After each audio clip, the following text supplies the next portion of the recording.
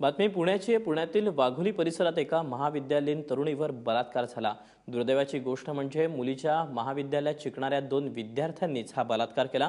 वाघोली परिसरातील रायसोनी अभियांत्रिकी महाविद्यालयात पीडित तरुणी तसंच आरोपी विद्यार्थी शिक्षण घेतात। या प्रकरणातील आरोपी करण घुगे पीडित मुलीला सबमिशनला मदत करण्याची विनंती करत रूमवर घेऊन गेला आणि तरुणीवर बलात्कार केला। भीतीपोटी हा प्रकार मुलीने सांगितला नाही, त्याचा गैरफायदा घेत महेश कोरडेने दुसऱ्या दिवशी पीडित मुलीवर बलात्कार केला। या प्रकरणी करण घुगे आणि महेश कोरडे या दोघांविरोधात बलात्काराचा तर अविनाश शेळके विरोधात मोबाईलद्वारे मेसेज करून त्रास दिल्याचा गुन्हा दाखल करण्यात आला आहे। वरती जाऊन तिला हाक मारली, परत मग तिला ऐकायला नव्हते तर ती जराशी पुढे गेली ऐकायला। तो बोलला तू वरतीच आहे, माझे फाईल्स भरपूर आहेत तर मला होत नाही एकट्याला।